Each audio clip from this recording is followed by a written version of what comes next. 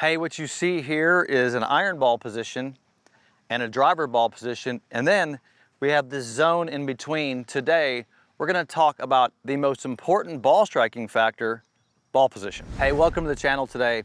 I wanna visit and revisit ball position because so many people I see make really good golf swings, and if the ball position isn't exactly correct or in the right area, they miss shots and they blame it on their swing when in actuality it's just a ball position problem. But there's more to ball position than just kind of where you place the ball. There's a body relation element and obviously the club you hit element to it.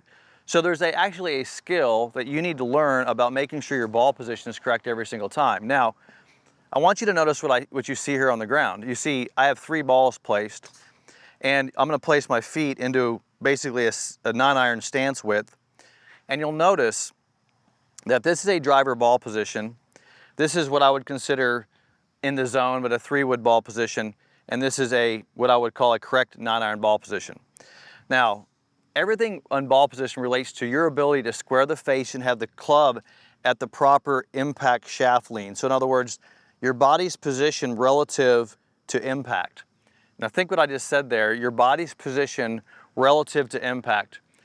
And that means this shoulder, this lead shoulder, because what happens is this 9-iron requires shaft lean. The way it's designed, you want to have 8 degrees of shaft lean or so with this 9-iron. So in other words, the hands have to be in front at the moment of contact. When I'm hitting a driver, and I'll go to the extreme on this, when I hit a driver, you'll see that that's the driver ball position. My stance would be much wider, and you'll notice that at the moment of contact, there's not any shaft lean. Matter of fact, the club is moving slightly on an upward arc this way. So how do I go from having lean in a shaft, 9-iron, wedge, 8-iron, 7-iron, 6-iron, to not having lean? And it's a very easy answer. And this is what I asked Mo Norman, and the genius of his ball position. And now I'll grab a 6-iron here, and you're gonna see that I can go from a 6-iron to a 9-iron correct ball position, leaving the ball in the exact same place relative to my lead foot by just widening my stance. What you see on the ground here is my alignment ball position trainer.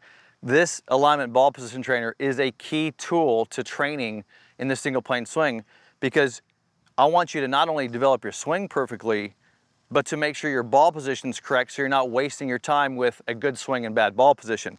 So what I'm gonna do here real quickly is I'm gonna go from a 9-iron to a 6-iron and show you how I can reduce the amount of shaft lean, because I want to reiterate that.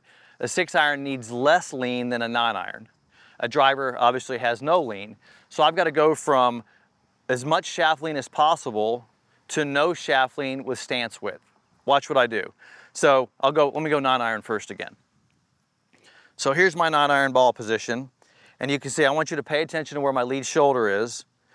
Okay, so there's a 9-iron ball position. At impact, look where my lead shoulder is. It points right at my lead shoulder. Now I'm going to put that down and go to a 6-iron. So now I'm going to go a little wider, and notice how the shoulder just went back a little bit, and now I'm going to have less shaft lean at impact. So I decrease the amount of hands forward by widening the feet because this shoulder gets moved backwards. So now you'll see this one with my driver. If I had my stance too narrow with the driver, look what happens. I'm in front of it. And now I can't square the face, so I'd probably hit it to the right. So watch this, I'll widen my feet. Now see the shoulder went back this way? And now I can easily square the face. Now here's what I want you to see in this. And notice how every ball position is between, right here what I call iron ball position to driver ball position. Every ball position needs to be in that area. I call it this zone. Why do we need the zone? This is kind of what I wanted to talk about today. Here's the biomechanics of it. I'm going to put the ball too far back in my stance for the 6-iron. I want to show you what happens when that occurs.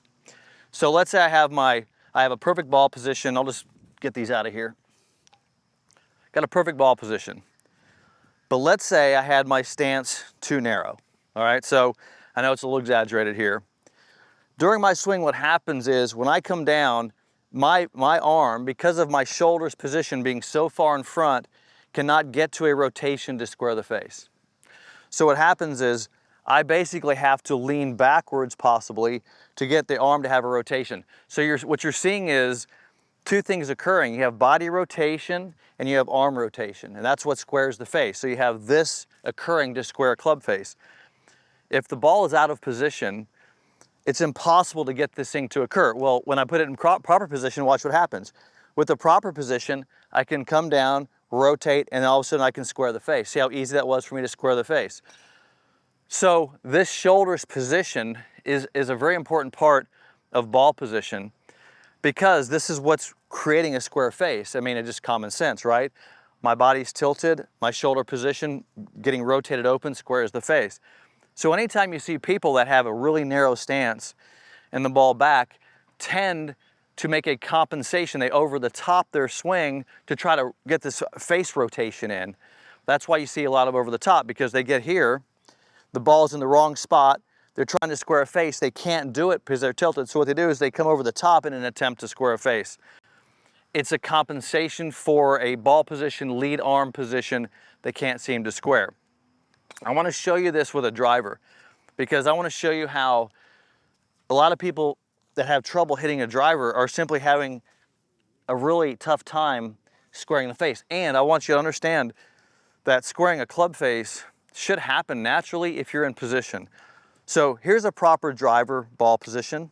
You'll see it, I have it on my trainer here right off the P.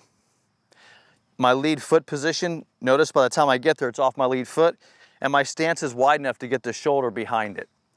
So now, when I swing and I come down, you're gonna see that because of my body position, watch when I rotate my lead arm, it squares the face. Very easily square the face. And because I'm in this position, that squares. If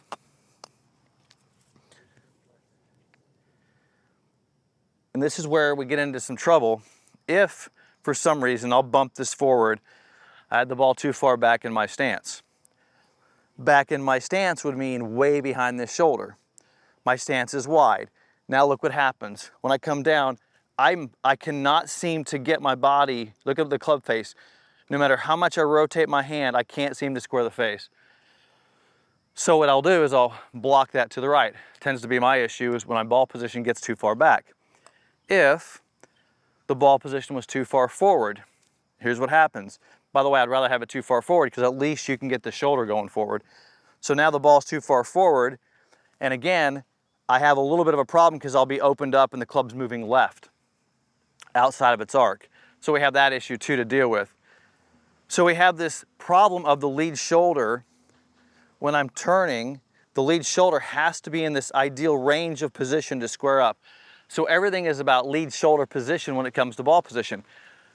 I think a lot of you get too caught up in foot position. Where is it relative to my feet? Stance width does matter.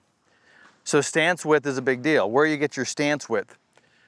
But really what matters is the ball position relative to stance width. So in other words, when I'm hitting that driver, not only do I need the ball position off the P, which is inside my lead foot, I need to have a wide enough stance that places me behind the ball. Because even if I had the proper ball position, again, the stance being narrow, it's pretty hard to square it. I can still kind of do it with a narrow stance, but not as easy.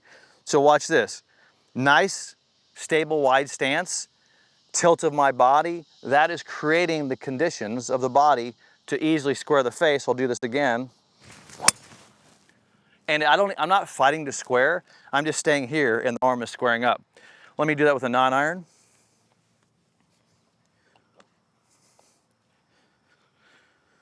And you're gonna see me, so I'm kind of going to the extreme, driving a 9-iron. And now you see narrower stance. Look at the ball position. It is now well behind the shoulder. My hands are actually more in front. And this naturally has angle forward, hands forward, club will square.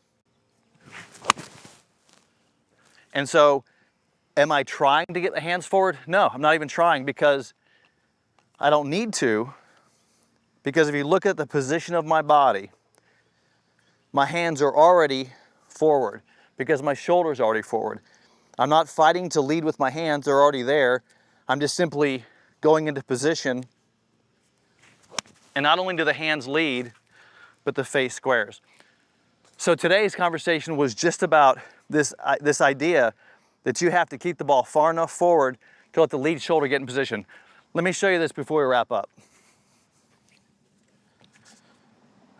This was the most important tool I created with the single plane swing.